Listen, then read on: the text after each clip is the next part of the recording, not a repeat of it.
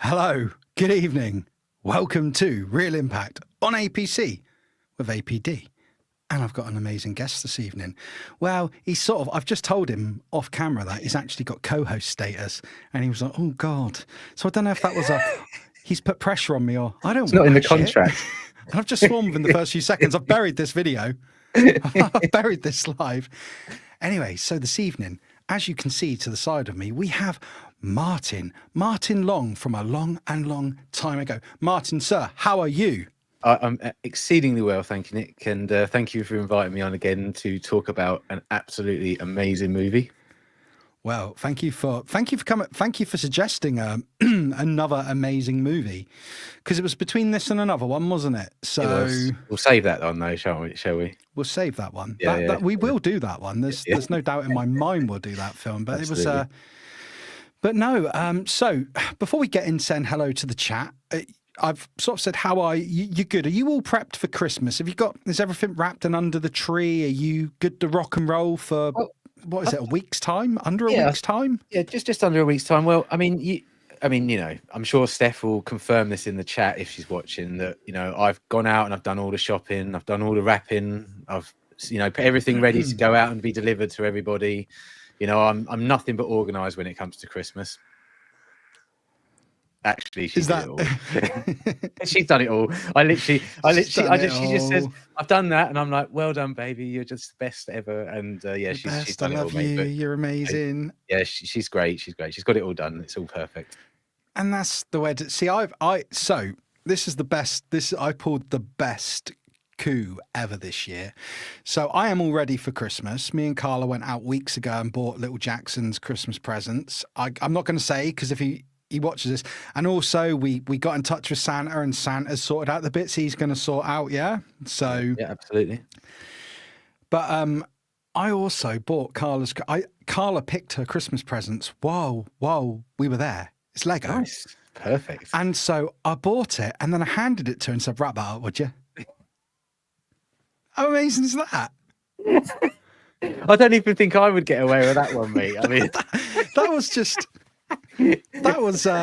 that's the way to do it, mate. That's the way to do it. And I think going forward, the thing is, me and Carla have always been very much, look, it's easier to tell each other what we want, or just get what we want and hand it to the other person. But normally I have to take the present and wrap up. But this year she was doing the wrapping, and I was like, there you go. She's wrapped it, and she's wrapped it amazingly.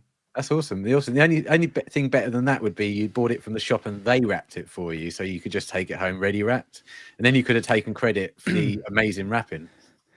Mate, if Smith's Toys had a gift wrap section, I don't care if it was a $5 per item, just get it wrapped. Because I don't know about you, I just really, and guys, we will get into talking about Gremlins, but we're talking about Gremlins tonight, weren't we? Yeah. Sorry. Well, yeah. But I just hate wrapping presents. Like, it drives me nuts. I can't do it. I'm not very good at it. And actually, Smithy from Gavin and Stacey had the right idea with putting things in tin foil, if you ask me. But then I still kind of think handing the stuff to Carla one-ups that. So...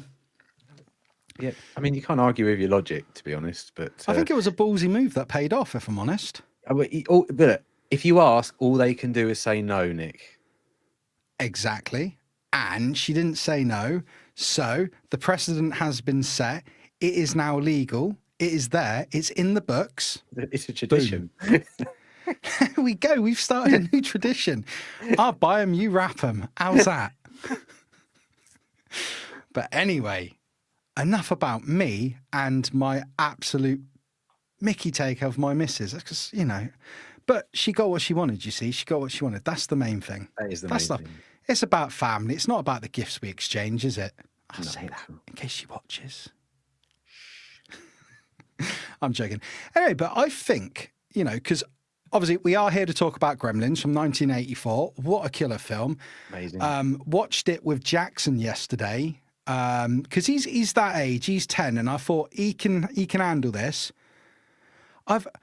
For a minute, I thought he was scared stiff because he didn't move, but he wasn't. He was loving it. He was sat on the beanbag in the front room, glued to it, chuckling away the whole time through.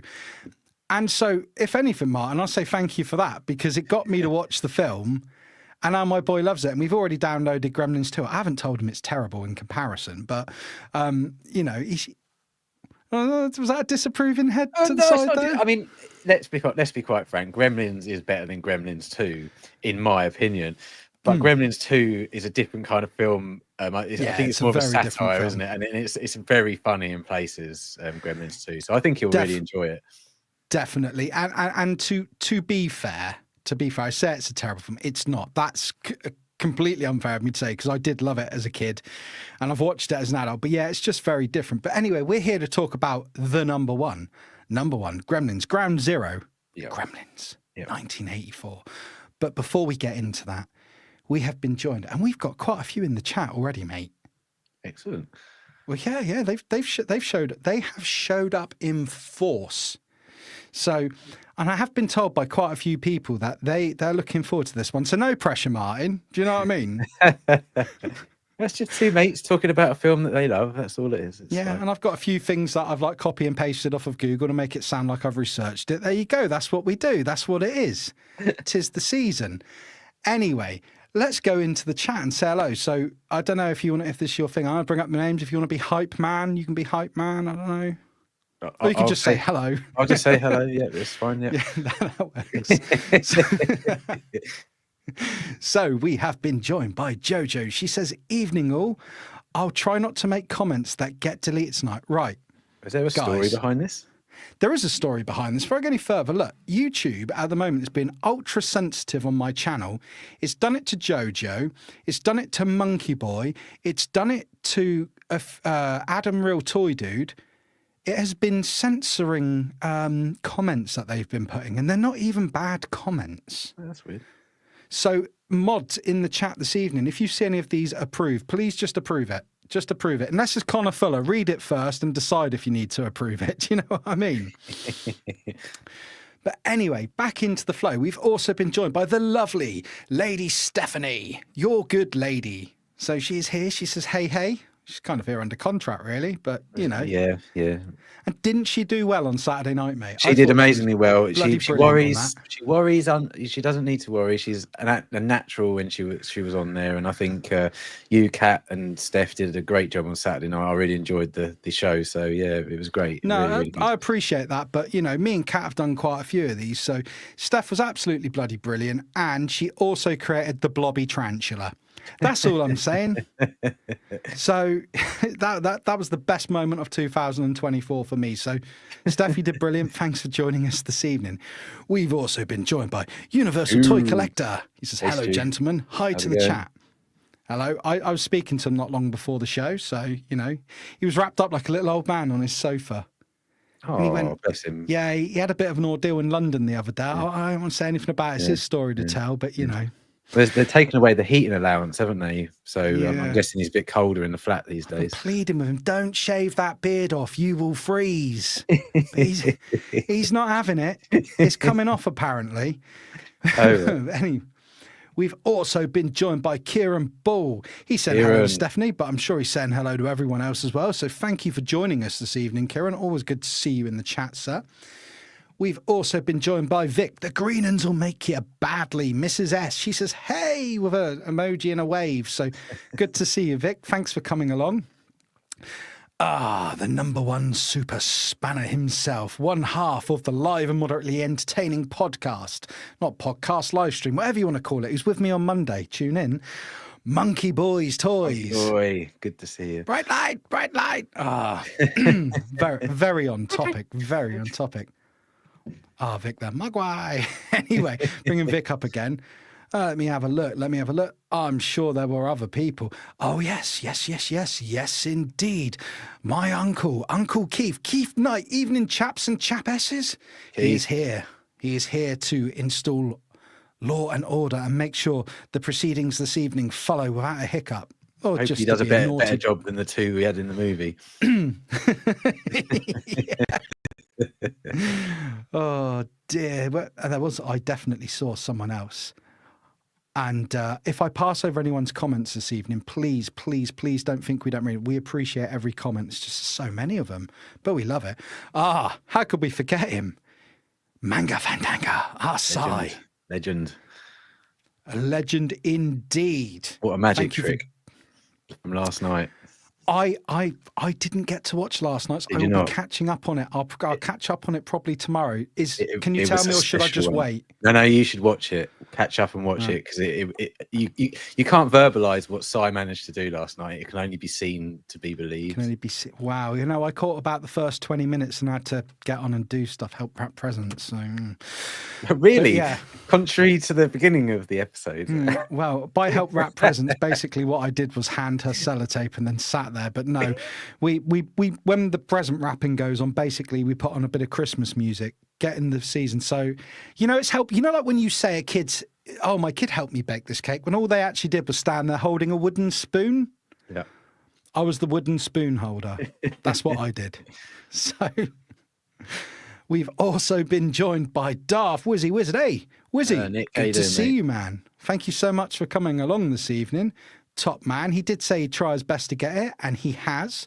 So absolutely brilliant of you, sir. And good to see you. We've also been joined by Delvian Seek. Hi, Stu, Steph, Keith, Kieran, Ricardo, Mrs. S, Monkey Boy, Wizzy, Jason, Si. And that brings me to the next person I'm going to say hello to there, because he said hello for me. Ricardo. How you doing, Ricardo? Hello, Ricardo. Good to see you. Thank you for joining us. We also have the very lovely, the far, far, far better half of the universal toy collecting couple, our Georgie Norris. Hello, Georgie. Hey, Georgie. The lady with the most beautiful red hair on YouTube, our Georgie. How are you doing? She is here, and we're glad to have you here. We've got, do you know what? We've got more. Pete's Toys and Tings. Hello, Pete. How are you, mate? Good to see you. A regular on Lego Studs with myself and Lady Stephanie. Always chaos. Good to see you, Pete. Just having a look, see if there's anyone else in. Doop. Why am I doing a doop sound? What am I? He has returned somehow. Somehow he has returned. Pod Racing Palpatine. This is the film that drove me to overthrow the Jedi. What an exceptional comment that is. We've still got more. We've got more. Wow. Unless I've already said hello to him and I look a bit of a knob. But there we go. Travels and more with Jason. Jason, good to see you. He did say earlier in one of the group chats that he was looking forward to this one. So again, no pressure, Martyn. Right. Yeah. Right. Why is all the pressure on me? It's your pick. You picked the film, mate. Okay, true. Fair enough. You picked the film. There's no pressure on me. I'm just here to facilitate. More people. Excellent. VTR Dave. Vintage Toy Rush. Evening Mogwise. Good to see you, Dave. Thank you for coming along, sir. And on a school night. Everyone here on a school night. What is going on? What's going on? Well, please don't suddenly leave now I've said that. I saw someone else as well. Where are they? I'm not going to forget this guy because I get accused of forgetting this guy. And this is someone close to you. And he's a great guy. I've done a show with him. I've met him in person. He's brilliant. Might have accidentally for ages had to tell myself his name's Adam, not bloody Aaron. Stop saying Aaron. Oh, not him. He hasn't turned up, has he? He has. The other half of a long time ago, Adam Long, or as my brain is trying to say now, Aaron Long. It's not. Problem is, I learn a name. My brain assigns a name, and once it assigns that name, I really struggle to undo it. But I confessed this when we met up for lunch. I thought, look, you got to go in, both feet. You got to tell the truth. I'm surprised he's turned up, actually, because I know he's busy revising for the Star Wars quiz. Because he was telling me the other day that he's going to do really well this time. So, I'm surprised he's got time. But yeah, good to see you, Adam. Oh, is he making the same sort of claim as our Mr. Berry made, or just he's going to do very well? He hasn't said he's going to win it, but he definitely said I'm going to make the final this time. Oh, okay. Yeah. Well, it's about time you bloody won one, Martyn. I'm not going to lie. All right, let's not make this about me. Always the bridesmaid. Always the bridesmaid. The whirlwind, as some people would say.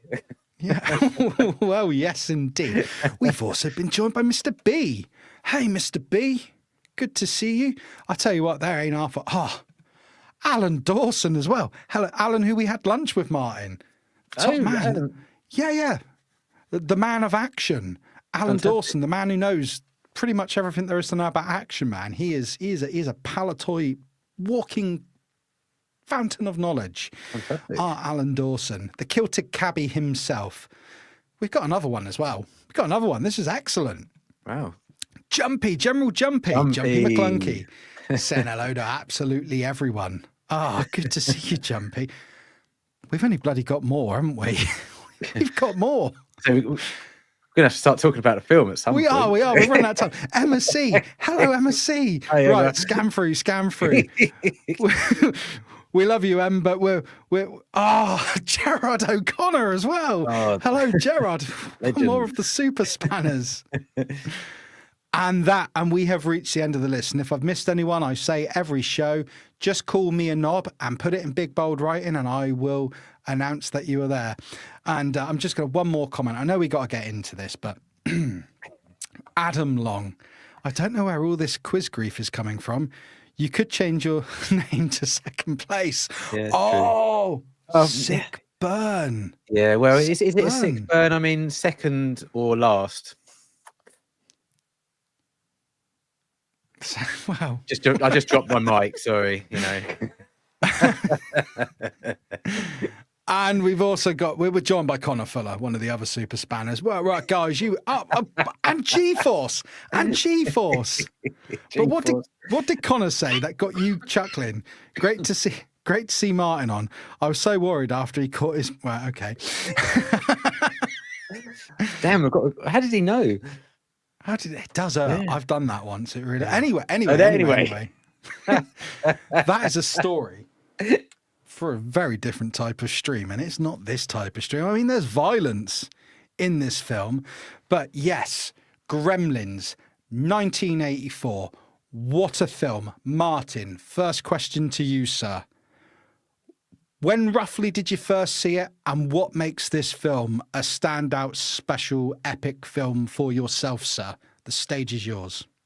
Okay, well, I probably saw this sort of, I would say, late 80s. I know it came out in 84, but obviously, back in the 80s, you wouldn't have seen a movie for a few years, would you, until it came out on VHS or anything like that. It wasn't like these days where it comes out a couple of months afterwards. So I'm guessing it was probably mid to late 80s at some point. But I just have fantastic memories of this movie, watching it over and over and over again.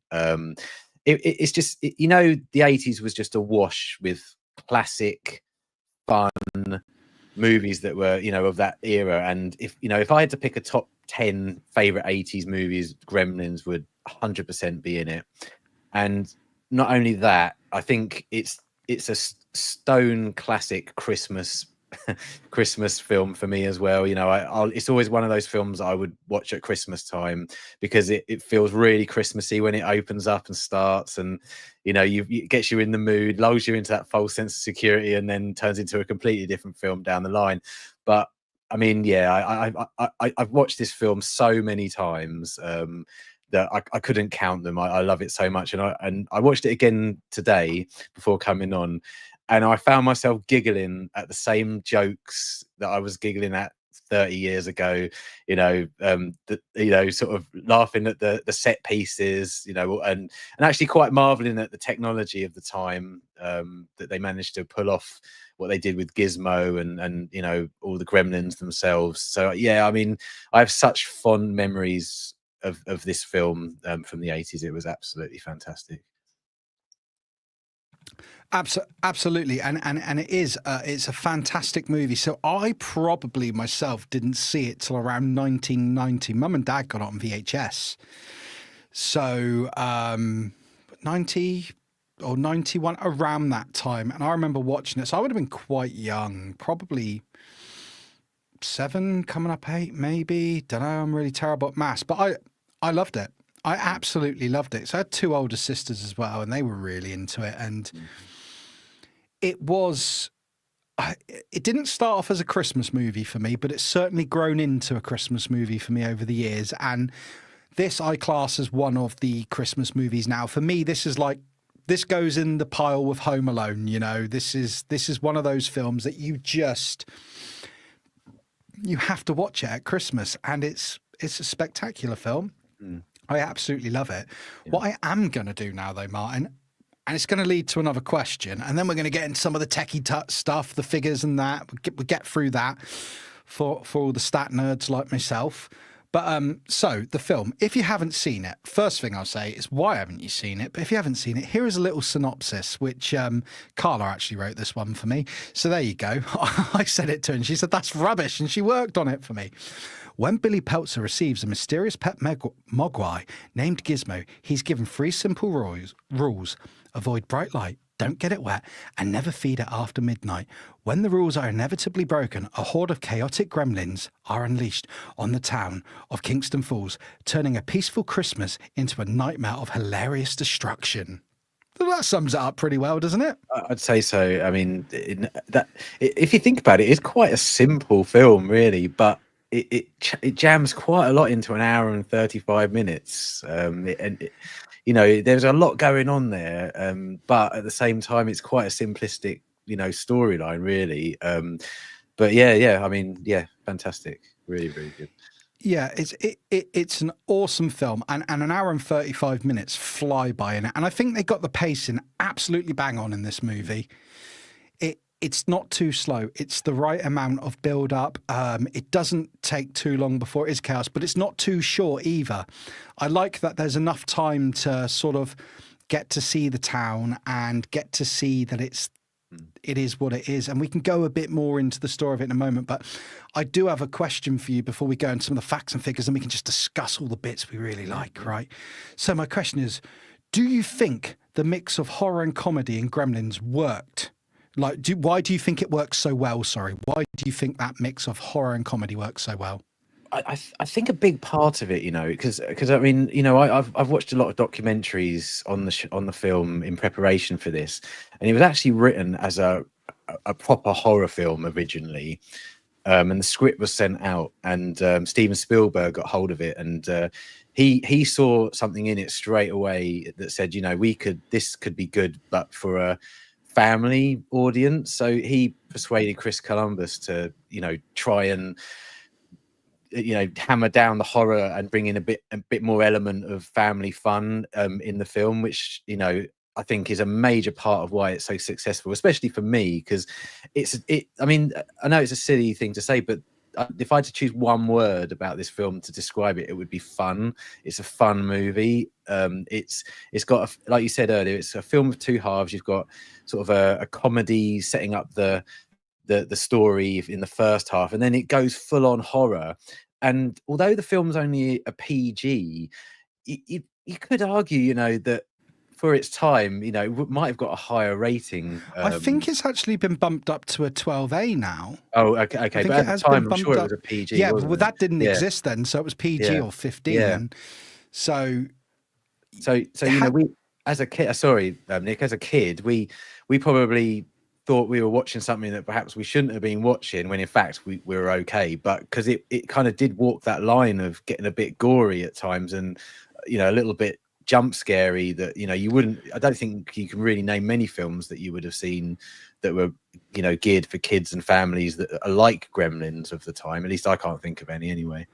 No, and I think testament to that as well is when you consider, I said earlier in the stream that I watched this with my son last night, who's 10 years old, and he's typically not keen on scary stuff, but he loved it.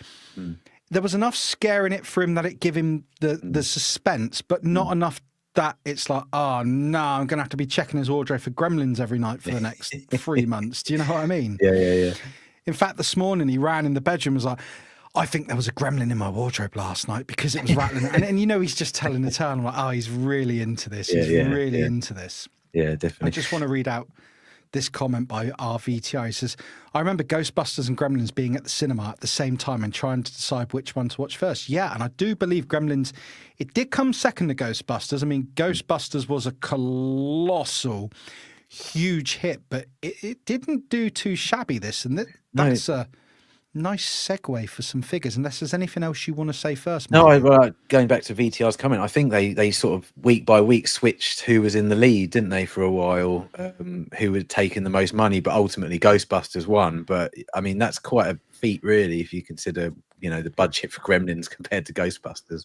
Well, do you know what the budget was? It doesn't matter if you don't. I haven't got a clue. No, so the budget was $11 million, and it grossed over 212 million worldwide. Wow. Yeah. Incredible. And Yeah. this is 84 as well. I don't ever adjust my figures. The figures I give you are what they were at the time. Some people adjust them. This is what they were. I mean, I just like to keep it as it is. But when you consider, you've already said Steven Spielberg saw something in this movie. Sorry, I've got to cough. Sorry. That was a cough and a burp. There we go. Anyway, inappropriate, but let's carry on. So yeah, Steven Spielberg, obviously, he saw something special in this. He's one of the producers. The production company was Amblin Entertainment. One name on the producers list here, which is not that popular these days, Kathleen Kennedy. Yeah, early doors of Kathleen Kennedy. Yeah. How do you go from anyway? No, we're not here to discuss that, Nick. Yeah. So yeah, Kathleen Kennedy. Also, Frank Marshall was the executive producer, and a chap called Michael Finnell. He was one of the other producers. Obviously, Warner Brothers movie. And in my notes here, it basically says that Spielberg discovered Chris Columbus' script, as you've basically already gone over, and he loved it. He loved it, and. The rest is history. I've also got here, it says in my notes that Kennedy and Marshall, they were key collaborators in overseeing the production as part of the Amblin team. So very much, yeah, that they hit on magic there. Chris Columbus, obviously, we spoke about him a lot the other night on the Home Alone stream because he directed Home Alone. He was the writer for this. I mean, Chris Columbus, man, Goonies, Home Alone. He's been involved with the first couple of Harry Potter films. Yeah. He's got a much longer list of films. Yeah. I think he was the go-to guy, wasn't he, for after this for family movies, you know, going forward and all the way up into the Chamber of Secrets. I think, you know, he was the go-to guy that everyone went to when they wanted a family fun, family-friendly movie to be made. Absolutely, and what a director as well. They had Joe Dante, the director. I've got down here key films: The Howling, Explorers, Into Space, Piranha, Small Soldiers. A film I actually really like, but I tend to find divides people. An opinion. I love that film. Into Space is great, isn't it? As well. Yeah. Yeah, I haven't seen it for a very, very, very long time, but excellent film. You've got Hollywood gold on this film, so I mean that doesn't always mean success, but you know they really did catch lightning on the in a bottle on this one. So yeah, let's also have a little look. I had something else here. I just wanted to get into the music of the film, and as per usual, I've put my notes in an absolute arse about face order, but it was Jerry Goldsmith who was the composer. Legend. Let's go for a few: Planet of the Apes, The Omen, Star Trek, the motion picture, to name but a few. Yeah. I always say to everyone now, well, it's my new thing. I started Home Alone. If you want to list other films of theirs that they have done in the chat, please be my guest. Fantastic music. And, you know, the score, you know, it is quirky. It is suspenseful. I think it's the perfect accompanying score to this movie. I mean, how do you feel about that, Martyn? Yeah, no, I totally agree. And I think after watching the documentary I watched, I thought it was quite funny because a lot of directors, when they hear music that they're not 100% sure about, you know, they thought this one was a bit quirky. And they were like, oh, is this really going to fit? But as soon as they overlaid it over the movie, it just worked perfectly.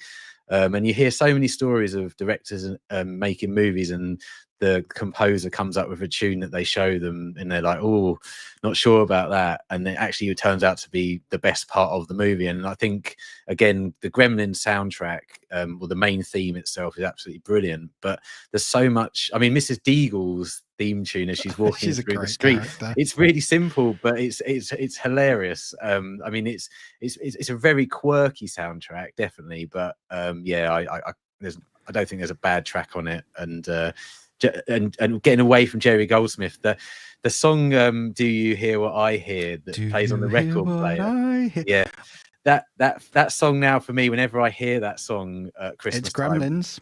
It's Gremlins. That's all it's about, and it's also that eerie moment where the mum's walking up the stairs, you know, trying to see what all the noises going on up in the loft. You know, that Absolutely. yeah, love it. Right. So, first thing I want to do, if you don't mind, I want to say hello to Coxie's Toy Cantina and say welcome to the stream, sir. Thank you so much for joining us this evening. I've starred a comment that Georgie put up earlier. I've just realised you can star comments on StreamYard, which means I don't lose them. Comment Georgie brought up earlier, which I liked. A cool moment on the Warner Brothers studio tour. You get to see the staircase that leads down to the Chinaman's antique shop where we meet Gizmo. Oh, that is cool. Yeah, that is very cool. I think Georgie noticed as well in the comments that I read earlier, and Steph and I noticed it today, that the town that they have in the movie, they use the same lot as they did in Back to the Future. So the part where this movie theater blows up with the Gremlins in the movie, I think that's the building that the DeLorean ends up crashing into. Or sorry, he would have crashed into if it hadn't have reached 88 miles an hour as he was trying to get out of 1955. So if you really look hard, there's loads of like Back to the Future. You know, I'm gonna hold my hands up and say that one went over me when I was researching this. Yeah. But no, what a great fact! What a great fact! I'm just gonna have a quick swing through the comments, see what we've got. And as I said earlier, guys, I do look for all the comments. If we don't bring them up, we do appreciate them. I'm going to cough again. I'm cough and burp. Oh, I'm coughing and burping, Martyn. This is terrible. I'm sorry, people. I'm trying to water. Yes, definitely sparkling water. That well, I could actually bring up what I'm drinking tonight without worrying about brand, because it's a little rip off of it's an Audi rip off of San Miguel that my sister bought. No, my niece bought me today. My sister, my niece. Yeah. Yeah. Oh, and it has the town scenes filmed on the same backlot as Back to the Future. Blows my geeky mind. There we go. What's Gerard say here? Gotta say, my biggest love from the whole franchise is Rambo Gizmo. Oh, yeah. in Gremlins too. Yeah. But no, and that's something I like about Gizmo, especially towards the end when he's in the race car, because it's a bit of foreshadowing early in the film. He's watching the classic film of the race scenes. Yeah. Where was it? I was going to go with this. You'll have to excuse me. I think Gizmo, I mean, he's a marvel in himself, isn't he? I mean, when you realise what actually went into creating Gizmo, I mean, I think incredible. Yeah, it's mental, and that's another thing that you have to say about the 80s is they needed to do something, so they had to invent a way of doing it, and they did it with Gizmo. I mean, I think when he was acting with Gizmo sort of in his bag, he had 21 wires running down in through the bag, then all through down his leg, and then if you see some of the behind the scenes photos, you can see something like 5 or 6 operators working all the different aspects of his movement while he's got to act to him, and he's got all of this stuff going on. I mean, you just don't get that anymore. You would just get that in CGI, and I do miss that. And you could, and to me it doesn't look fake. I mean, to maybe someone today who saw it for the first time, it might look fake, but I grew up with the film, so I never once when I was a little kid questioned that there's that puppet with loads of wires going on down there. Absolutely. I mean, and even down to things, and I want to get into the cast in a bit before we go too deep into. Yeah. So no, you have nothing to be sorry for, sir. We'll get to the cast, but because I kind of feel that it was an exceptional cast, and once I've covered those, then you know what, mate, we can go free for all. We can do what we want. We can go nuts. You want to get nuts? Let's get. That's my last film. Yeah. Oh yeah. Shit. Sorry. I've sworn again twice. I'm just letting the side down, aren't I? Yeah. So it is incredible, but what I will say before we get too into it, one thing I love about Gremlins and the fact with the puppetry and everything, and you sent me some pictures earlier, which we can bring up once we've gone through the cast and whatnot. And I'm going to bring up a slide here as well for anyone. Here's these are DVD covers now and film posters, but I mean this first one, the one on the left, was the cover of my VHS tape back in the 90s. One thing I really appreciate about this film and the Gremlins and the puppetry is I think practical effects and puppetry, I believe that actors always do far better with it than when they are working with CGI, and simply because they are reacting with it. Because something I found out was that the dog, Barney was the dog's name, wasn't it? Barney, The dog actually believed Gizmo was real. Now, all right, that's a dog. But the actors, they're reacting to this very real creature. And I'm sorry, CGI, you can be the best actor in the world, but when you're reacting to someone in a blue suit or a tennis ball on a stick, it is not the same as having that physical thing in front of you. And am I off base here, Martyn? Do you agree with that? There's no right or wrong answers. No, I mean, I'm a big fan of CGI when it's done right, but I don't think anyone can argue, with perhaps the exception of Gollum, but then even Gollum, they used an actor in his place that they could react to. I think Andy Serkis. So. Yeah, Andy Serkis, yeah. So I mean, it's so much better for another actor to have something to actually act to, than nothing at all. I mean, we've seen so many examples of it over the year where the film might even be good, but the acting when it comes to talking to a CGI character is pretty terrible. So, I couldn't agree more. Well, just before we get into some of the cast, I love this comment from Jumpy. Gremlins is the reason I'll never go on a stand. You know what? We both said before the stream started, I love Mrs. Deagle. Yeah, I mean, she's one of my favourite characters in it, to be honest with you. I think she's the perfect villain. She's brilliant. She is. Yeah. My heart can't take it. She's straight up telling Billy that she's going to murder his dog. Yeah. I love the line. I've got it written down here. Maybe I will put him in my dryer on a high heat. And then the camera pans to the guy stood next to her, and he just that'll do it. That'll do it. Such a fruitcake. Yeah. But what a fruitcake. Right. So the cast. Let's go through some of the cast. So we had Zach Galligan as Billy Peltzer. Loved him. He was brilliant. Such a good character. Right. Do you want to... So, Kate Beringer. What was the actress called who played? I think her name was Phoebe Gates, wasn't it? Phoebe Gates. Wowzers. Oh dear. Your wife is watching, by the way. I'm just saying. Yeah. Thing is, she's probably about 60 now, so she's fine. Don't worry. 61, I believe. Okay, 61. We had a very young Corey Feldman in it. Yeah. Very young Corey Feldman. Dick Miller, the man on the tractor, the crazy guy, spoke about Gremlins. Hoyt Axton as Billy Peltzer's father, the mad inventor, the bathroom buddy, the smokeless ashtray, the Peltzer juicer. That's another little element of the film. All his different inventions. You've got the main storyline, but every now and again it just stops, and the storyline's forgotten, and then you just sort of concentrate on one of his inventions that don't work.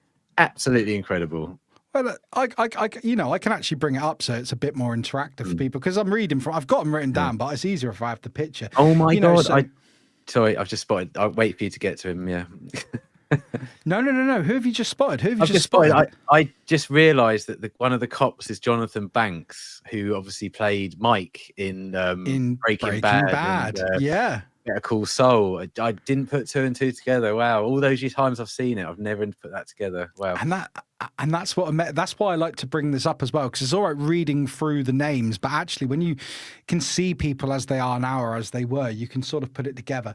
So Hoyt Axton, he was brilliant in this film. I love Billy's father in this film. His voice is incredible, isn't it? I believe he was a country singer of sorts, wasn't he? So apparently, and his mother apparently wrote a song for Elvis Presley. So they're quite a musical family, and I think this was the first time he'd ever acted when he did this film. I believe that's right. Well, he did a bloody good job. Yeah, he was excellent. Yeah, he was. He really had it. So Kay Luke as Mr. Wing, the old man in the shop, who basically didn't want to sell Gizmo, or the Mogwai as he was called at that point.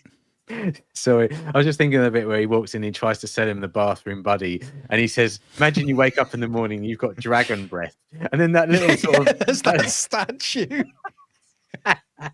So good. I mean, you wouldn't get away with that now, would you?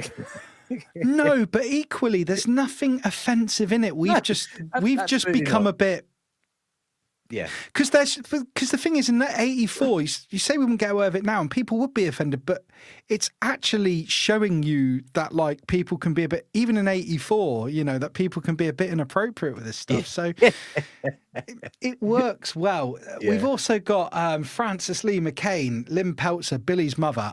Do you remember what I said to you before the stream started? I hope so. If you don't, you probably need to see a doctor because it wasn't that long ago. I think she's the most badass person in this film. Was it 4 of the Gremlins she takes out? Yeah, she takes 4 out of 5, doesn't she? Out, absolutely. With extra, you know, she gets that carving knife and she don't care. She goes straight for the kill. She's sticking one of them in a blender. She's putting one in the microwave. How she kill the 4th one? The microwave death is one of my favourite deaths in the film. Yeah. Oh my god. I mean, Mike Myers takes tips off of her. I mean, she was going absolutely like, I can't say the word, but yeah, she was going back. She was going mental on them. I mean, and it led to some of the probably the most gross out scenes in the movie, I would say. And again, those are the scenes, like the blender scene. It's like, how did that get a PG? I know, man. Like, you can see why they've reevaluated it now. But I mean, I watched it as a kid and I grew up just fine, as you all know. But yeah, let's have a look here. Who else have we got? I want to go for the big hitters. John Louis, he was the little kid in the shop who basically sold the Mogwai to Billy's dad because they needed the money. Mrs. Deagle, Polly Holiday, still alive and kicking. Wow. How old is she? She is 87 years old now. Wow, good on her. Yeah, that's awesome. She was only just, what, 47-ish? Well, I'm 84, 40. Yeah, she was only 47 at the time. I thought she was a lot older than that, but, you know. Yeah, they aged her up, didn't they? They did, and they did a great job. And look, I mean, the cast is exceptional. I mean, they're the main ones. It says here Hulk Hogan. I think they might have got confused with Gremlins too, because I don't recall Hulk Hogan in this film. So no. I think we can probably jump back from that now. But yeah. The years haven't been kind to Corey Feldman, have they? No, the years. What I will say to you guys is Corey Feldman loves his music, right? He loves his music and he loves a bit of performing. I don't want to knock anyone for pursuing their passion. He's an interesting guy on stage. So, you know, don't all run away now. But after this, you can go and check out Corey Feldman on stage. He's rather unique, shall we say. He's made his own style, mate. That's all I'm saying. I'm saying. Okay. We'll check it out. Check it out. It's absolutely bananas, mate. It's nuts. I don't mind. I'll ruin it for you. There's one I saw one the other day because I think because I've been looking at Gremlins and researching this. Like YouTube's feeding me all the shorts for related people. There's one bit where he just turns around his band and goes, "For F's sake, can't we all start on time or something?" So, oh my goodness. But yeah. Oh, and one person, Howie Mandel, the voice of Gizmo, you know. So I only know him from like American Idol, and I don't even really watch that. I just sort of know that the bold chap. So you wouldn't have believed that was. I was shocked when I saw who actually, you know, not that I know him particularly, but I was like, wow, I thought it was a little kid or something doing the voice. I couldn't believe that came out of him. It was. Yeah, I mean, wow. Yeah, Googled a picture of the guy because, I didn't expect it at all. I mean, I can absolutely bring it up again. It's not an issue. I'll just bring it up quickly because I'd probably, there we go. Do we do this share screen? I'm just talking through it. There we go. Gremlins cast. And yeah. So let's get down to it. Let's get down. Where is he? He's there. It's like Guess Who here. Yeah. There we go. Howie Mandel.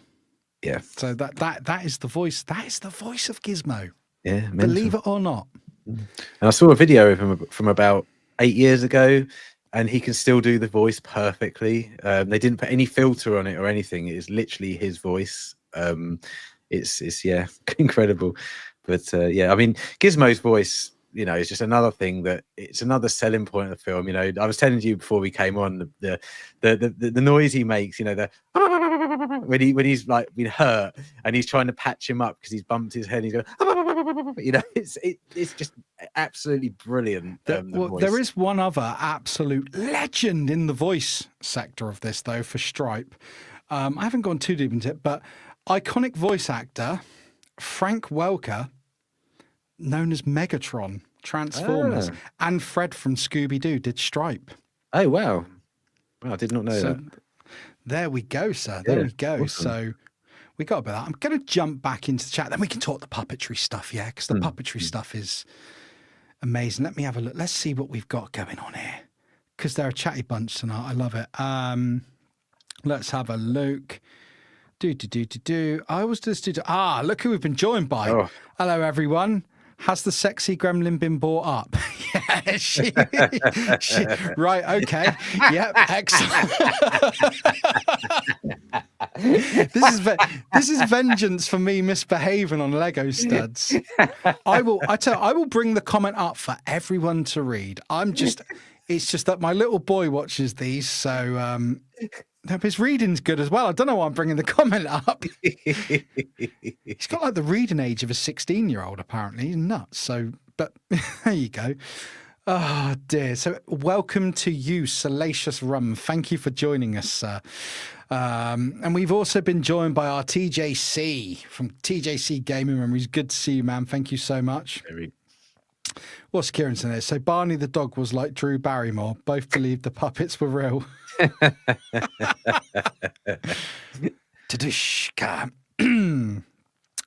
me have a look. Let's see if there's anything. No, what's Jason saying here? Now, I know it was not the same gremlin, but there was Methon in an episode of Twilight Zone. Okay. I'll look to that after. VTR saying, shame most child actors completely lose it. Yeah, they do, unfortunately. My Southern Belle. The now behaving himself Gap After Dark. Like, bring Cookie back. That's all I'm saying. But thank you for joining us, sir. I missed the chaos, sir. And we've also been joined by Gilsto saying, howdy, Martin, Steph, and everyone in the blooming chat. Right, let's have a look. What's Kieran got here? Howie Mandel was starring in Saint Elsewhere when he provided the voice of Gizmo. Had a full head of jet black hair in those days too. Wow. I just know him as the bald guy from American Idol now. But yeah, no. So there we go. Martin, puppets. You got some. Yeah. Are we ready for the pictures?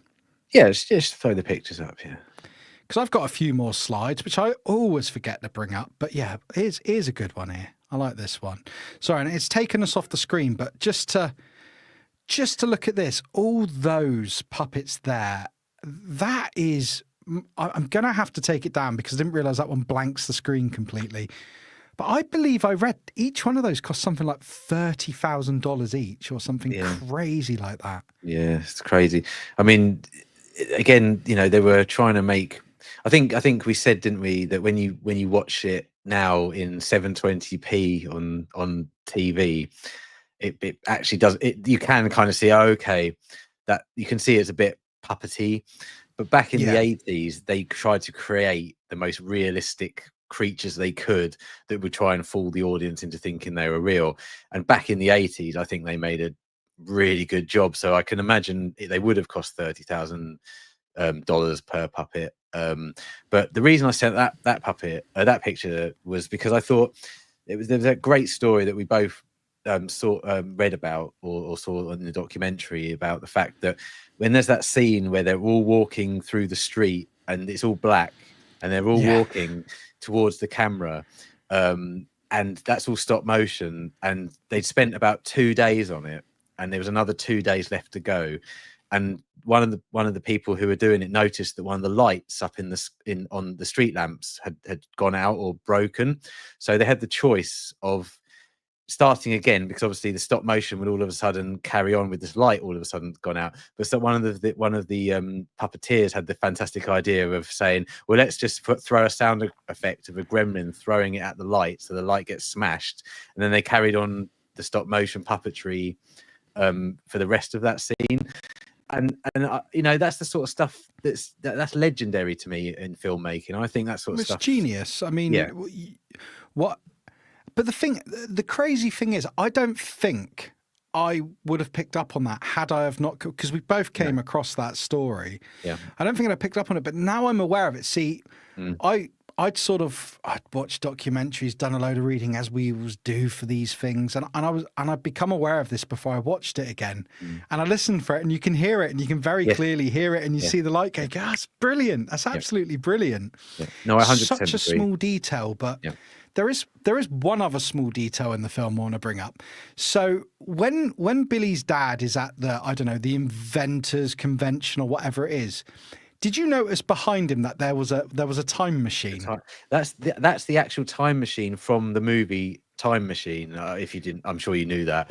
And there's many Easter eggs in that scene. I don't know if you spotted all of them. Yeah, I've spotted a few, but well, Martyn, you please feel free to finish the story of the time machine, because I think it's a cracking little story. Yeah, I mean, I'll leave the time machine to you, because I mean, I don't know the story behind it, but I know the fact that one moment it's there, and then they sort of have a close up on his face, and then when they go back to a wide shot, it's not there anymore. Well, yeah, I believe what actually, if I recall, so the time machine's in the background, the famous time machine from the Time Machine, and then it cuts to a scene of Billy's mum in the kitchen. Then it cuts back, and then the people who were stood by the time machine are looking around, and there's smoke and that, and the time machine's gone.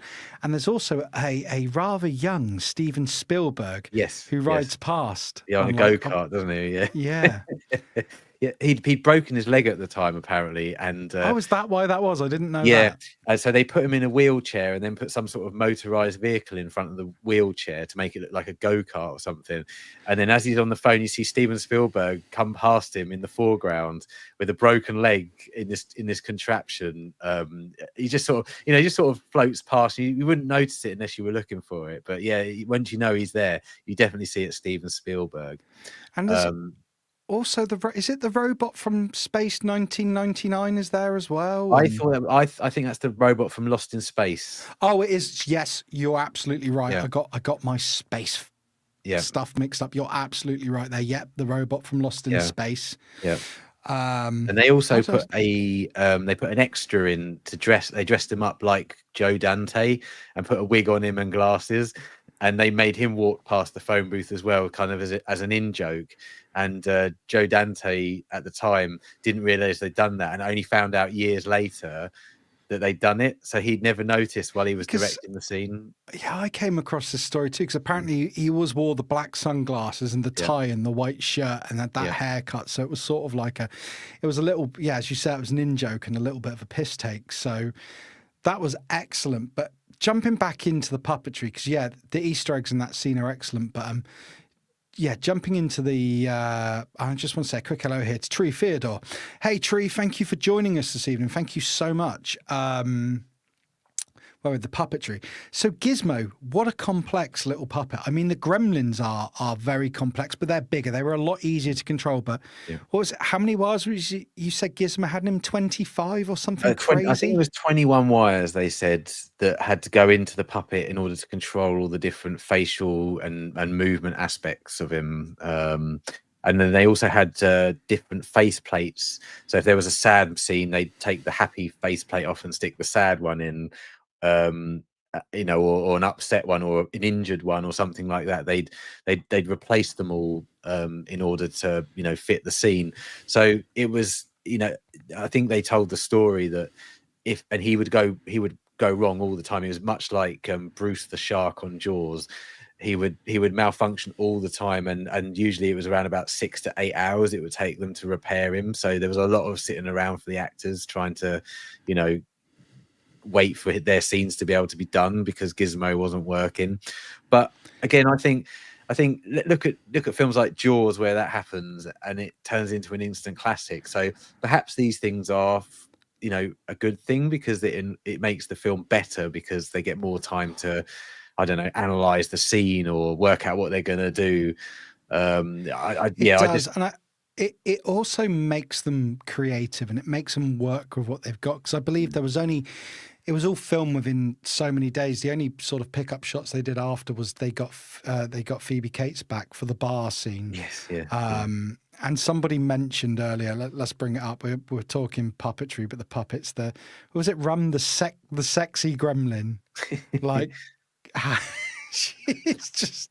I think he's possibly talking about the one with the green hair from the second film. Oh no, there's one at the table at the card game who's got the makeup on. But my favorite gremlin in all that scene, because I had to explain to, because Jax thought when Stripe jumped in the pool, when it goes and all the bubbles and that and those weird noises, that he died. I was like, oh no, watch, So obviously Billy's mum goes ape on them and absolutely almost annihilates them, and then it creates the army of gremlins. But the bar scene I absolutely love. The puppetry in that is amazing. My favorite gremlin in that is the flasher. Yeah.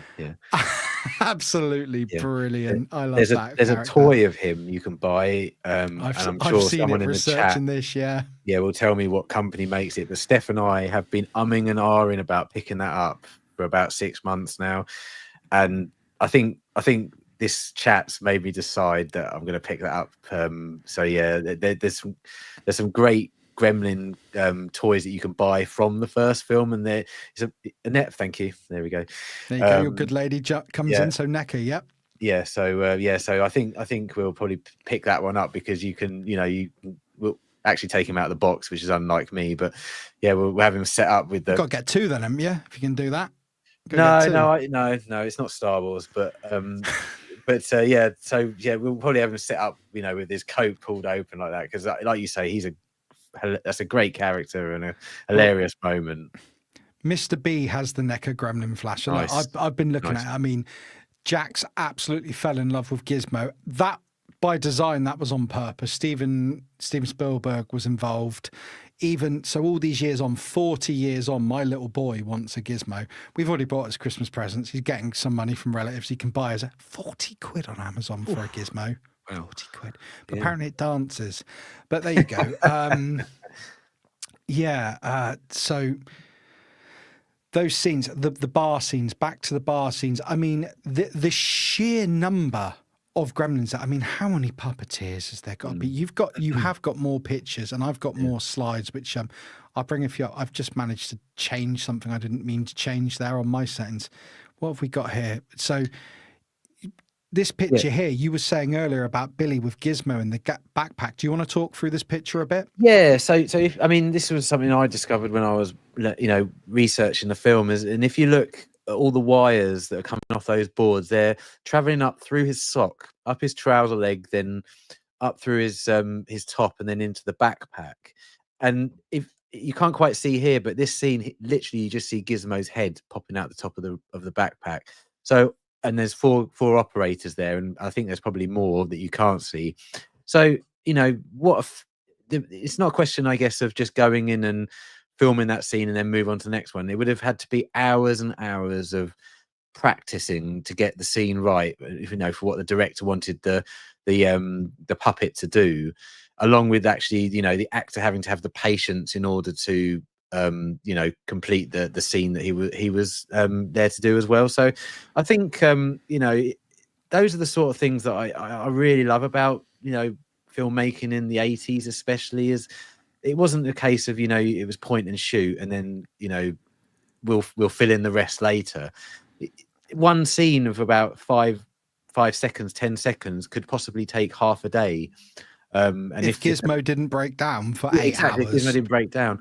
So I find that sort of stuff really fascinating and interesting, and it's so great that back in those days we have the video footage and the photos to learn about how they make these classic movies that we all love so much, because I don't think you get that anymore, and it made it even more of a special time.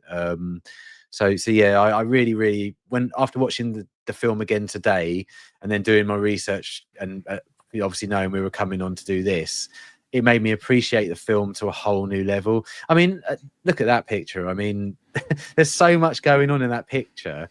And it's just basically two gremlins in that scene knocking on the box from each side. It's bonkers. It really is. It's a Apologies marvel. there It as really well. is. I thought I was muted. I might have just burped aloud on the camera. We didn't hear you, mate. It's fine. I'm real gaseous tonight. It's these cheap other companies are available. It's these cheap knockoff San Miguel's. That's what's doing it to me. But yeah, it's just to bring that picture up again. Yeah, as you say, the two Mugwai knocking either side of the box, and just look at them there. Yeah. When you see just how much they had to develop their own sort of language, didn't they, of numbers to talk to 5, 1, 6, 2, and that the guy could spew out a series of numbers, and they could do that because Gizmo, you see Gizmo's in this film, all the Mugwai other than Stripe with the little mohawk, they look the same as Gizmo. The second film, they sort of made them a bit more unique, but when you think that little puppet, it's 21 wires in it, but what some people may not realize is all the close-up scenes of Gizmo's face, that was a much bigger scale puppet. So they had to, when he's driving the race car and what have you, and so they had to make everything bigger scale.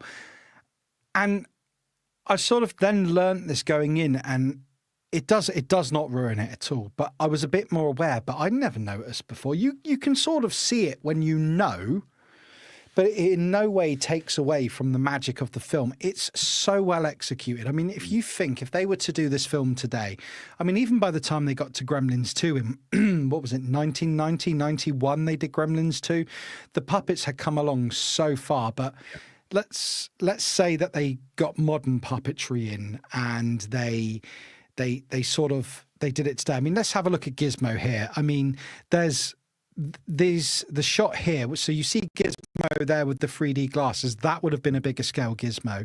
The Gizmo there with the wheel in front of him in the race car, bigger Gizmo. That small Gizmo by the keyboard when he's singing. And there's just an awesome picture of Stripe to fill the slide out. I should have brought these up with the cast earlier, but here's just some pictures of the cast that we brought up earlier.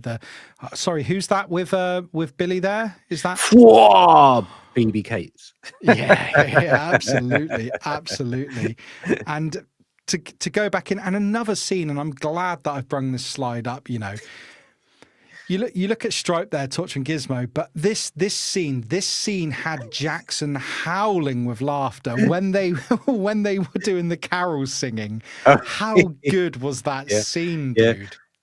There's so many satirical moments in this film that I absolutely loved, and you just reminded me of the moment where they've got Gizmo up on the dartboard and they're throwing darts. Yeah, absolutely. They're throwing darts at him. I mean, it's so funny, the stuff that they tried to get away with. Quick good night to Jumpy. Night, Jumpy. Thank you for joining us, mate. All the best, yeah. But another thing I learned about Gizmo is Steven Spielberg had 2 King Charles Spaniels at the time, and he asked Joe Dante to base Gizmo on his 2 Spaniels. Good night, Alan. Thank you for joining us, mate. So if you see a picture of his Spaniels, the Gizmo's colouring is the same as his Spaniels, which is what he requested, which again is another Steven Spielberg / George Lucas thing. They always base their characters on either the names of their dogs or whatever, so I think that's another little factoid that I really, really enjoyed when I found out about it. It's great. I just want to bring this one comment up from Kieran, and I think you might be right, Martin. Remember the one rule with NECA: never take them out of their packaging. You are dicing with death with NECA on that. But yeah, so much incredible stuff in this film. I mean, you look at the plot. There was a comment that came up earlier. I starred it. Where is it? Here we go.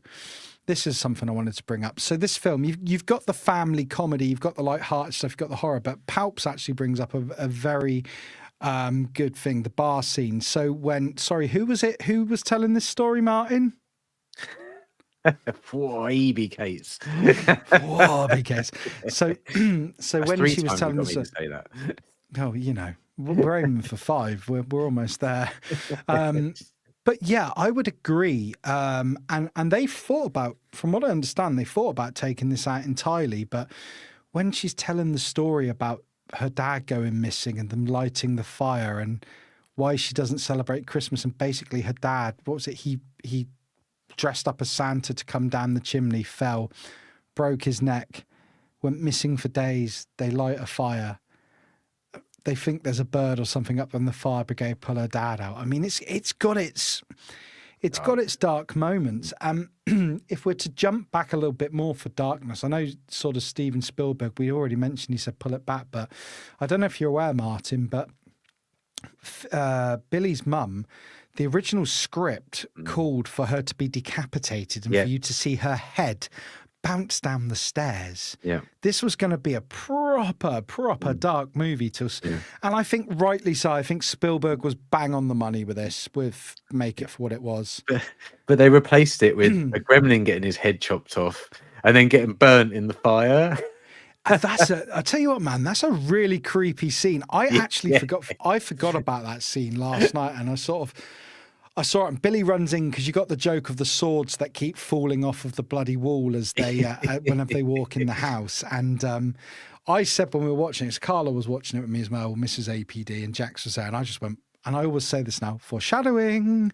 And obviously Billy runs in because the mum's getting mullered under the tree, and it just takes you by surprise and it's the way the head's still giving it all the motion and that. And it's like, it's dark, man. I mean, like we said earlier, the fact that this was rated a PG, there are certain scenes. So it does take you off guard a little bit. Absolutely. Like I say, watching it with Jax, but that was the magical side of it. Because as we already said, you've got the whole... This is a firm Christmas film. The second one, no. There's nothing Christmassy about the second one, but this one itself is a proper Christmas movie. And that's any kid from, judge it on your own kid, but any kid 10 upwards, I would say, can handle this film. And I mean, after the initial, sorry, mate, go on. Sorry, no, you go first, Martyn. I was going to say, after the initial scene where Mr. Peltzer goes down and buys Gizmo, it just kicks off with this massive Christmas tune, and there's Billy trying to start his car and get to work, and there's all in the machine, the Gremlins, and they and you see him running through the streets to get to work, and he's saying, "Hi, Mister," and they purposely did that to reflect "It's a Wonderful Life." So if you watch those two scenes side by side, they're actually carbon copies of each other. So it's. I mean, it's not like Die Hard. There's no question this is a Christmas movie, I love all Christmas movies. Really, even if they're pretty awful, because I just love Christmas so much. It's nice to just be in that atmosphere of Christmas. And the great thing about this one is you're going to get something about 40 minutes into the movie that's a bit more, whoa. If you hadn't seen it before, you'd be like, okay, this is a quirky comedy. What's going on here? And then all of a sudden it does that flip, and it turns into this quite dark, very dark in places, as you quite rightly just said. It still keeps that element of humor, absolutely, but it's there's plenty of films, and some people might go, why, how do you compare this? But in my head, there's no connection between the two, but this and one other film that when you look at how it flips, there's only two films for me that really sort of take me back, and it's this one, and and it's a very different film. And it's more of an extreme twist. But when you watch something like From Dusk Till Dawn, when it goes from like the crime caper, and it's like, oh my god, it's a vampire film. Sorry, I had you guys no idea when I first watched that was going to happen. Do you like that film? I love that film. Right, well, we're doing that together then. But that's, I love that film so much because I've got such. I was like, I stood up. I remember. So I know we're meant to be talking about Gremlins, but when that moment happened and it turned into a vampire film, I stood up and I was like, "What?" I was. What? I managed to keep away from any spoilers, and what a movie that is. I'm not going to tell, because it is a Gremlins show. I'm not going to tell the story, but we are now doing that film, Martyn, because it's a lifelong contract on this channel. Yeah. Add it to the list. No, that's going to come quite early in 2025, mate. I love that film. I love that film. There you go. what do you call that? Breaking. There you go. News for one of the upcoming films we're going to cover. But you know, this film does it. It flips on its head. I mean, because, and I think it took the public by surprise, and it was kind of meant to, because they'd sort of had the success of E.T. with Spielberg and all that, and apparently they were. Sorry, mate. They marketed it as E.T. in a way, didn't they? They absolutely did, and apparently the director was really worried. Joe Dante was really worried, and it wasn't until the test screening where he was like, the audience were laughing. They would go, oh, they gave all the reactions that, yeah, and they were like, we've got a hit here. We've got a hit. Because even with Spielberg saying, take your foot off the gas a bit, make it a bit more family friendly, they thought that it would piss people off, because they thought people were expecting another Spielberg magical E.T. film with people flying on bikes past the moon. But oh no, that's not what this film is. But I think they even, if you look at the poster where he's holding the box and you've got the two hands coming out, they even used the same colours that they used on the ET poster, you know, to subliminally sell the message that this was a Steven Spielberg ET type movie, because people obviously, you know, ET was a huge hit, wasn't it? And massive, ginormous. I think the poster for ET, you know, subliminally was told in this Gremlins poster to the right. You know, it was, yeah. So, well, they didn't release the public stuff for the promotional stuff. They didn't have pictures of Stripe to start with. It was the picture of the little hands out of the box, people expecting it to be, you know, another little alien caper, and you know, it really wasn't. So, but I think that's good, because they subverted expectation of people, and I think that's kind of cool how they took people off guard. And it was a gamble. Perhaps it was a gamble, but it was a gamble that really paid off. And I think they did exceptionally well. Let me just chump this scene. Kieran brought this up. Spielberg and Warner Brothers wanted to cut the monologue scene, but Joe Dante wanted to keep it in. It's actually a famous urban legend. Well, there you go. No, it's and I think that scene with, going back to Phoebe Cates, and telling the story of her dad and how he died. I mean, I think it's one of those where, because even Joe Dante said in an interview that he thought it was a bit over the top, but I don't think it was. I think it was. It sort of showed how they could switch tones just like that, you know, and it was.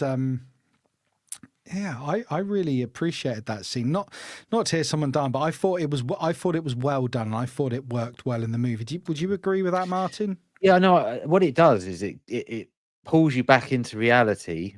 For I think it's like 60 seconds that scene lasts for, where she's doing the monologue. So it takes you from this fantastical world, pulls you back into reality, and then as soon as that scene's finished, you're then thrown back out into the world of Gremlins again. So it kind of works that clever psychological way of reminding you that these are real people. So it makes the next part after the monologue even more serious, because you know what they've been through in their real lives, if that makes sense, or what Phoebe Cates has been through in her real lives. So yeah, I think it's a clever bit of movie making, if you like, or script writing. Yeah, it's really, really good. And you know, as you know, we're not here to talk about the second one, I know, but they try to repeat it in the second one, and it just doesn't work as well. No, it's not. And it's all. Do you know what? And we're not here to talk about the second one. I will go into this comment from Monkey Boy in a second, but I think they tried, but I think they must have realised they weren't going to do it. And maybe that's why they took the approach they took with the second film, because you've got none of the shock or surprise factor with the second film. It's done. It's, you know, to go back to From Dusk Till Dawn. There are two very low budget sequels to it. One of them I actually think's all right. One of them I think's terrible. But there's no surprise element. You know, once that surprise is gone, it's very hard to get that same sort of feel to it. And as we said, they were very clever with the marketing. I just want to bring this comment up from Monkey Boy. Says, I really love this movie, of course, but I would be interested in a full-on horror remake reboot. Fight me. So there's some more scenes I want to talk about on this film. But Martyn, I think this is quite an interesting point raised by Monkey Boy. How would you? I would be all up for a sequel if done right with the original cast and done right, I don't want it messed with. But how would you feel with a reboot on this? Is this a film, barring the sequel, is this a film that needs to be left alone? Or would you be interested to see what someone could do with this? My fear would be it would become a CGI mess and shite. But how would you feel on that? I mean, do you mean reboot as in they tell the same story again but with a new cast, or do you mean a direct sequel that takes place like 30 years later? See, I wouldn't mind a direct sequel, but I think what Monkey Boy's getting at there is he would like to see a complete reboot, a complete remake with it dark, maybe how it was originally intended by the the original script. I'd always be interested to see a remake or a reboot of a film that I absolutely love. But I cannot honestly think of a time they've ever made a reboot of a film that I absolutely loved, that I've liked or liked to the same standard. Child's Play, The Italian Job, Get Carter. Let's just reel off some films I love, and then you know. Because the thing is, with a reboot, you kind of know what's going to happen. So there's nothing new. I mean, I know what Monkey Boy is saying, I suppose, is to make it more of, say, an 18 certificate in the UK or an R-rated in America movie. That would be different. I don't think you could make the same movie because it's a family movie, isn't it? In a way, it's about a family and the people around them. Whereas I think a horror film, it would be the second half of the film, perhaps. Where the Gremlins hatch, you could make a reboot of that and make it like a hard R or an 18 certificate film because it's pure horror in a way. But they'd really struggle to make that first half of the movie, I think. Does that make sense? If they were to reboot it as a horror, full-on horror film. But I mean, look, at the end of the day, I will watch if something they bring something out that I absolutely am interested in and loved in the past, and I'll definitely watch it and I'll give it a fair chance. But I just feel we're getting so much of that over the last 10, 15 years from 80s movies that we loved, and none of them have been any good. Throw Indiana Jones in there as well. Throw the, we've been talking My Field, Star Wars, whatever the new one was. They're just not the same. So, but then that's probably on us more than anything. And this is why I've just brung up Coxey's comment. Films like Gremlins was the reason so many of these great films were considered Xmas films. They were on TV, E.T., Gremlins, Star Wars, Jaws, Ghostbusters and Goonies. I miss it. Yeah, I mean, I think it's an age of film. I think it's an age of film. You can't recapture that era, unfortunately. It's gone. Late 70s, early 80s through. I mean, and there's some cracking 90s films. I'm a 90s chart, and I can name plenty of decent 90s movies. But yeah, we're past that now. I think. Would you agree with that, Martyn? Again, I always say no right or wrong. I think that might get comment of the night for me because I think, absolutely. We would wait 2 or 3 years and then it would be on TV. And then all those people that didn't get to watch it at the cinema because they were a bit young or whatever, or they just couldn't go, got to see it. And then it continued, the trend of that film always being in the zeitgeist. And also we had the video stores back in those days where I don't know about you, but in the late 80s, early 90s, I'd go to the video store and I'd stand there for an hour picking a film, and you'd have all these amazing 80s cover arts on the video cassettes, and you'd spend ages, and my mum would be like, "Come on, Martyn, pick a film already. You've been here for ages." But you are judging a book by a cover when you're in a video store, aren't you? That's absolutely what you're doing. Yeah, exactly. But then you'd hear about all this in the playground about this film being great, and I just don't think we have that anymore. That's I don't think that's really there anymore. And we've got the internet and Wikipedia that within days of it being released, you can go and read the script, and you've got YouTube giving spoiler reviews. But Martyn has just introduced a new feature, which is comment of the night. This is new. This is new for APC Real Impact. So no. And I'm just going to say for you, Coxey. There we go. Sir, you got comment of the night. A new feature on Real Impact. So there you go. Look at me prepared with a soundboard. It's almost like I've done this before. Let me just scroll down a bit more. I'm going to take Coxie's comment down, not because it's not good. It was comment of the night, mate. I mean, you won. You won the internet today, sir. Maybe I was a bit hasty because we haven't finished yet. Well, we haven't finished, but you've declared it now. But you know, you Can't can go back on it. You can't, mate. You can't. What's Kieran saying here? Joe Dante didn't even want to make Gremlins 2 until Warner Brothers gave him full control. Then he just went crazy with it. Yeah, I mean, we are gonna have to come back, but our due diligence, we're gonna have to come back and do Gremlins 2, Martin. You know that, don't you? Yeah, that's fine. I mean, I don't like it. I don't love it as much, but I do enjoy it. And I have some very funny stories about that film when I watched it. So yeah, so definitely. Keith Knight here, good comment. But unfortunately, Martin's already given the award. So Keith, sorry, you can. We'll do our best here for a runner-up. I've not liked the majority of modern remakes of old classics. They do zero for me, and I would completely agree, Keith. There's the list is endless. What's VTR saying here? If only Gremlins made surprise appearances in other films, e.g. Rambo. Yeah, no, that would be awesome. That would be awesome, VTR. I'm again, sorry, not comment of the. Sorry, Martin. A little pressure. And what's Coxie saying here? I mean, he's already won. He's already won. I mean, come on, he's getting greedy now, isn't he? He is getting greedy. Nothing says Christmas quite like a live on-air burp from a little San Miguel rip-off lager. Well, there you go. And I'm sorry if that burp come out. I thought I muted. I didn't hear it. Well, if you did, I mean, it's a Christmas burp. 'Tis the season to be jolly. Monkey Boy had another comment. Where on earth did that go? Oh, goodness me. While you're looking for it, I got a few things. Here it is. Oh. Sorry. Jojo said to him, what, without the humour? And Monkey Boy says some humour would be acceptable, but really lean into the dark aspects. So that's where he was going with this. So, no, mate, back to you. It's all about you now, baby.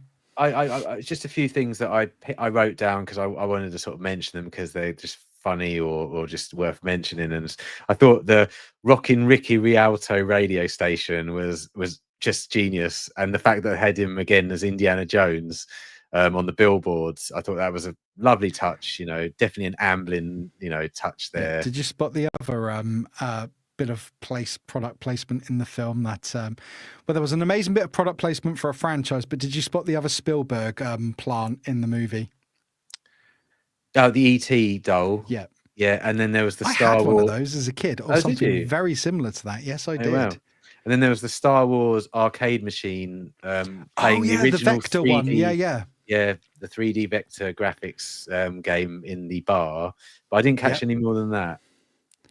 But no, that's basically all I caught. But no, me and Kat, whenever we do these, we always say that, and we've already said Kathleen Kennedy earlier, but there is no film now. There is no film post Star Wars that I can connect every film we are ever going to cover. I will always find a way to have a very clear and direct link to Star Wars, and we've done that this evening, sir. We've done that.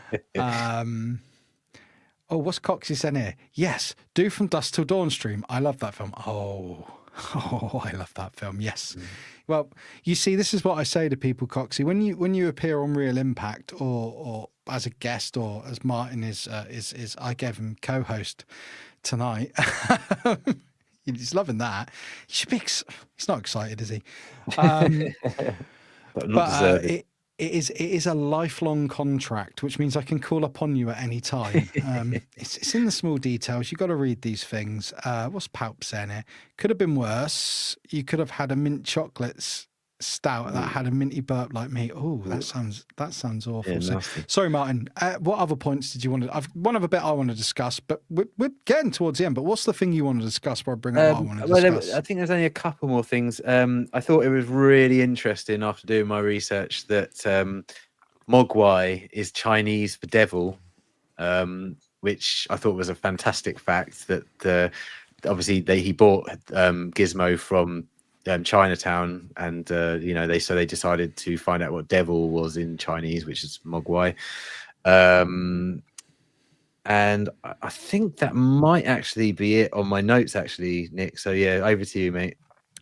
Well, I do want to briefly discuss the end scene with how it all comes to a head. I think the final showdown between Billy, Kate, isn't it? I just Warby. That's all I've got in my head now. You've done that to me. Well, she was turning the lights on, to be fair. Yeah, she was. She took a while to find them as well. She took absolutely. She was a bit disappointing there, but going back to some of the brutality of it, I mean, Stripe with the chainsaw. Yes. Seeing him on the little bike, that I love that scene of him on the scooter. That's fantastic. The like tricycle. It's fantastic. You know, one interesting thing I found out as well is that the chap who played Billy, name escapes me now. We had it up earlier. We'll go with it. But no, basically, he thought he was going to be the hero of the film and was quite surprised when he was at the premiere that Gizmo was the hero of the film. But of course it was going to be Gizmo. It was always going to be Gizmo. It makes sense. But the way that end scene when Stripe puts his fingers in the fountain and his back starts bubbling, and then he finally gets melted. But it's the bit that is really awful. Billy gets shot in the arm with a crossbow. That's horrible. Yeah. It's, you know, before this, they've also blown up the cinema. Oh, the Snow White scene. I mean, that's a fantastic scene. Yeah. And just touching back on that one, I remember it. If you noticed in that film, when they're singing Hi Ho, did you notice Gizmo actually goes, Hi Ho? Yeah. He obviously knows the film, which makes you wonder if they have like shared memories of the one they come from. Wow, that's interesting. Mm-hmm. I mean, we could go for 3 hours on any of these, but you know, and the bit where he sees Bambi in Snow White, the Disney is Bambi. You know, it's absolutely brilliant. But that end scene where Stripe's skeleton lands on the floor and the eyes all pulsating, and that was. Do you know that was the only scene I was like, I don't know how Jax will take that one. Do you know what? He took it in his stride, mate. Didn't bother him at all. It's funny, Steph watched that scene with me earlier today, and that was the scene she pinpointed as like, oh my god, this is like this is a PG or whatever, you know. It's quite a messed up. Yeah, it's a pretty bad scene. For anyone who's not aware as well, so if we've talked through the film, I haven't got much details on it. I can't even find my notes on it. I think I've got 9.5 pages for this. There is now a Gremlins like CGI cartoon continuing the mythology of this. I tried to watch a bit on YouTube, couldn't care less, rubbish. If you like it, all the power to you. It's not for me, but that does exist if you guys want to check it out. They've been heavily rumoring for years that they're going to come back and do a Gremlins 3, you know, a continuation from Gremlins 2. If they do it, I don't know how they do it, but it's got to be done right. And if they do it, I hope they use practical effects and keep CGI to the absolute minimal. You know, like the Dark Knight trilogy, you know, they use CGI where they needed it, keep everything else practical. I've pretty much said all there is to say on this. I know I just jumped back to the cinema scene, but I think we've had a bloody good sort of I think we've had a bloody good go of this film. I mean, you've covered your points. I think covered mine. Yeah, no, I think I mean, if we could go on for 3 hours, we definitely could go on for 3 hours. But as you know, I think the final scene where Gizmo walks off the porch and he says, "Bye, woof woof." I mean, I thought that was brilliant. Yeah. Bye, sorry, I just flipped Billy. the bird on screen there. That was that Jojo. How come you decided to put a picture of yourself as the background instead of to relate it to the film? All right, Joe. Carla wasn't in the room for that bit. She missed that bit. She wants to watch. She missed the last 15 minutes, but she wants to watch it. But that scene will make her cry. Ball, ball, ball. Yeah. Like. Yeah. Great scene. I know it's just ball, ball, isn't it? You know, and it's I can't do Gizmo, but it's. What's Keith put here? I have a Gremlins remake every sodding day in my house. 11 cats. Yeah. Well, you know what? Even this is the power of this film. I had a cat called Gizmo growing up, and he was named after. I mean, we lost him, bless him, young. He had leukemia, but not to bring the stream down, but he was a beautiful cat. I loved that cat. So even as kids, you know, this was right out there for us. I'm so glad that my boy has now found it. And you know, I just hang on. What's Tree saying here? Action podcast. What's the best way on the replay too, we can support your channel? Now, that's a very good question, Tree Theodore. Kat tells me off this or says, if you have enjoyed this stream this evening, if you are still watching, I mean, we've had over 30 people in at one point tonight, which for my little channel, I'm bloody chuffed with, you know, and we've kept a solid 20 plus. If you really wanted to support this channel, if you enjoy what you're seeing, chuck a like on the video. If you're not subscribed, if you want to subscribe, you know, here to be subscribed to. If you have any friends you think would like it, sharing it on WhatsApp, sharing it on social media, that's fantastic ways to support it. It tells the YouTube algorithm that people enjoyed it. So if you did want to support the channel, those are things you could do, and it would be massively appreciated. Look, you know, you guys in the chat absolutely make this for me. Without a chat, there's not a show for something like this, and you always show up in force every week, and I appreciate you massively.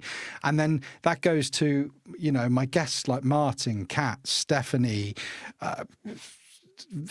Luke. I'm now going to sound like I'm forgetting people. Adam, he's going to think I bloody forgot him again, you know. But I've done 12 of these in under 3 months, so I've had a few people on. But you know, you guys will make it as well. So if you do want to support the channel, those are ways you can do it. But you guys support me just by showing up, commenting, sticking a like on the video, having a sub, but share it round. So thanks for asking that question, Tree. That's excellent.